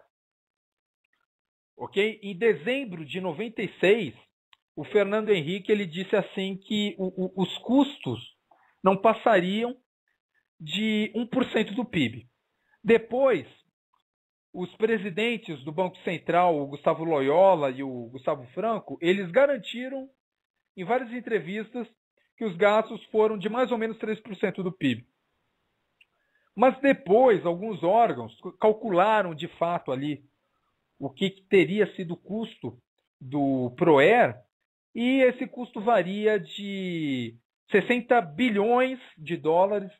Existe um cálculo ali que mostra até 100 bilhões de reais, me desculpem, de 50 a 100 bilhões de reais. Sendo que só o Banespa ele recebeu mais ou menos 20 bilhões de reais, só para um banco. Agora deixa eu explicar aqui o que foi o PROER. Era mais ou menos o seguinte: tinha aquela visão de não neoliberal, ok? As pessoas chamam o governo daquele vagabundo de neoliberal, mas não foi neoliberal. Eu nunca vi, assim, o meu despertar para essa questão do governo na nossa vida começou mais ou menos naquela época, quando eu me lembro que passaram uma lei que proibia o padeiro de vender pão por unidade. O padeiro teria que vender pão por quilo. Olha só, uma lei que eu acho que vale em todo o Brasil, uma lei federal, que obriga o padeiro a vender pão por quilo e não por unidade, ou então não da forma que ele quiser. O ideal seria, em cada padaria, o padeiro vende o pão ou por quilo ou por unidade. O que vai fazer com que se chegue ao preço mais justo? A competição. Se eu não estou gostando aqui do preço que eu estou pagando por quilo, então vou lá no padeiro que vende por unidade. É simples. Mas o Estado socialista Fernando Henriquenho passou essa lei esdrúxula, ok? Foi dentro do contexto neoliberal lá do Fernando Henrique que esse tipo de lei passava, e foi aí que eu comecei a ver que a gente estava se tornando um país socialista. Mas tem um outro caso que é desse do PROER. O que foi o PROER? Imaginem a máfia dos bancos aqui no Brasil, que é uma máfia, né? Os senhores tentem lembrar que o Fernando Henrique ganhou as eleições ali em 93, ele assumiu em 94, eu acho que foi isso. E não, foi o contrário, né? Em 94, ele assumiu em 95. Eu não vou fazer as contas agora. Mas enfim, nos 2 primeiros anos do seu governo, ele coloca essa porcaria do PROER que repassa para os bancos privados um valor ali de mais ou menos 50 bilhões de reais. O Lula venceu as eleições e durante o governo Lula, os bancos do Brasil tiveram os maiores lucros do mundo. Se eu não me engano, ano após ano, os lucros dos bancos cresciam de uma forma absurda. Quando os bancos na Europa, nos Estados Unidos, estavam perdendo dinheiro, os bancos brasileiros estavam batendo recordes de lucro. Mas o que aconteceu lá no Proer? Tem lá os bancos, essa mafiazinha, e resolve contratar empréstimos, contratar não, eles resolvem emprestar sem tomar as devidas garantias. Eles emprestam dinheiro ali para pessoas que eles não deveriam ter emprestado e passam a ficar com muito contrato que eles sabem que não vão receber, ou seja, eles vão ficando insolventes. Aí veio o Fernando Henrique e falou assim, não, eu vou pegar esses recursos, esses empréstimos desses bancos, ok? Esses empréstimos que estão atrapalhando esses bancos, eu vou trazer para o governo e vou dar para eles esses títulos públicos que eu pago, aliás, eu fico com o ônus do não pagamento das operações que esses bancos privados fizeram e em troca disso o sistema financeiro nacional fica saudável, vai saber a desculpa esfarrapada que eles inventaram. O que eu fico puto é que esses liberais que defendem esse lixo do Proer, eles acham que vale a pena você fazer uma política de gasto de bilhões de reais para ajudar ali 8, 10 bancos, que foi mais ou menos isso. Foi mais ou menos esse o número de bancos que foram ajudados. Eles acham que vale a pena fazer essa política com 8, 10 bancos para garantir a saúde do sistema financeiro nacional, mas para todos os outros setores eles falam que não.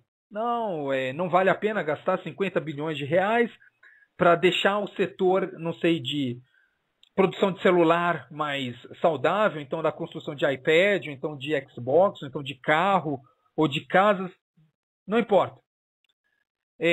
São os liberais, os falsos liberais, né?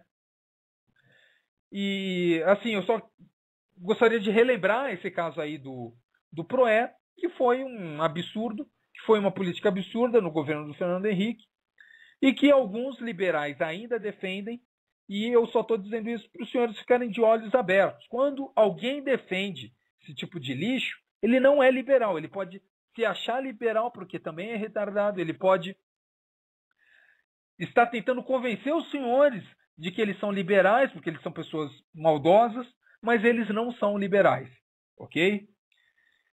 E o engraçado é que logo em seguida teve um escândalo, que foi o escândalo da pasta rosa, que um dos bancos que recebeu recurso do Proer e que quebrou mesmo assim, ou seja, não adiantou nada o programa lá do Fernando Henrique, porque era isso que era para acontecer, olha só.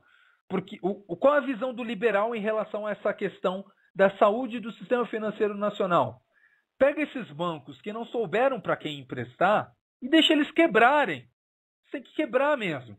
Se era para ter alguma ajuda, e ainda assim eu sou contra, era diretamente para as pessoas que tinham conta nesses bancos. Mas para o banco não. Estou dizendo isso porque muito vagabundo justificou essa política para evitar um risco sistêmico. Se esses bancos quebrassem, as pessoas que tinham conta nesses bancos iam quebrar também, não iam pagar suas dívidas, enfim. Mas isso daí é vagabundagem, é um argumento vagabundo. Então, se o banco não sabe para quem emprestar, tem que quebrar mesmo. E tem que deixar que o mercado favoreça aqueles outros bancos que sabem para quem emprestar. E esses bancos floresceriam no sistema de livre competição. Não é isso que o governo deixou acontecer, ok? Os bancos, então um banco, vamos supor aí um banco eficiente, um banco responsável, um banco que sabe analisar para quem ele vai emprestar dinheiro, ele existia ali naquela situação, mas o mercado saturado com esses 8, 10 vagabundos que receberam dinheiro do governo porque eram incompetentes, aí por causa disso ele não vai conseguir entrar no mercado e o Brasil saiu perdendo com isso. Eu acho que eu não vou ter tempo de falar sobre o programa do Liber, ok? Eu queria falar de uma forma mais abrangente, que nem eu fiz o programa de quinta-feira. Infelizmente não vai dar para eu fazer isso hoje. Por bem, é justamente por causa disso, foi justamente por causa dessa parte que eu resolvi fazer o programa de hoje, porque eu achei que ficou muito grande. Eu basicamente repeti o programa da semana passada em relação ao P-Liber. Não vai ser necessário fazer isso hoje, eu acho que eu vou fazer isso em um outro programa. Eu acho que o programa de hoje ficou bom o suficiente para substituir o de quinta, mas eu não achei que ficou o melhor programa, ok? Mas ainda assim eu vou substituir o de quinta. Mas eu vou parando por aqui, eu vou deixar os senhores com o hino da Proclamação da República inteiro. Ah não, melhor ainda, eu vou deixar com o hino da Infantaria. E é isso. Muito obrigado por terem escutado o programa e até semana que vem. Descansar à vontade e liberdade de ação.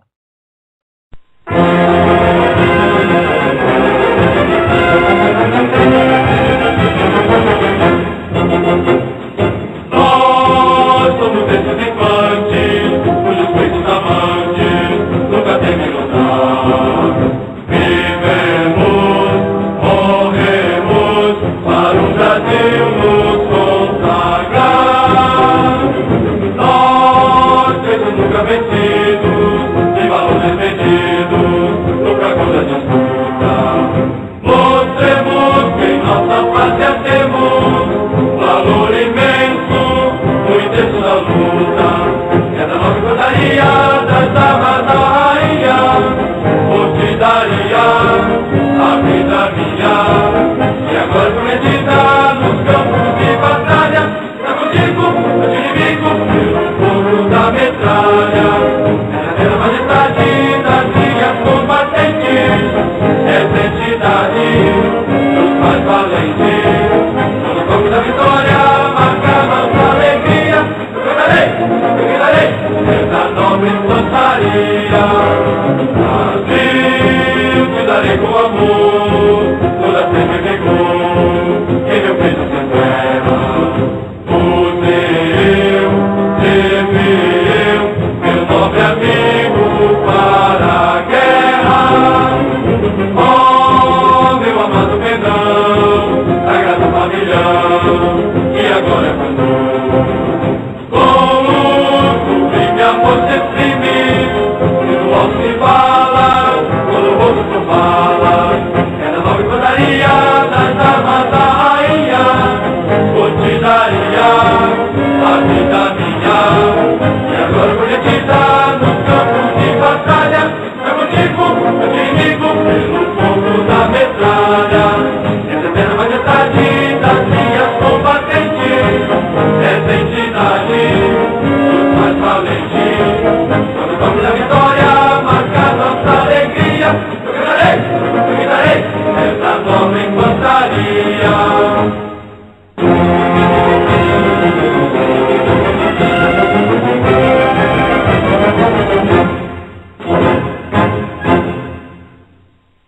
É isso aí, senhoras e senhores. Até quinta-feira. Bom fim de semana e um abraço.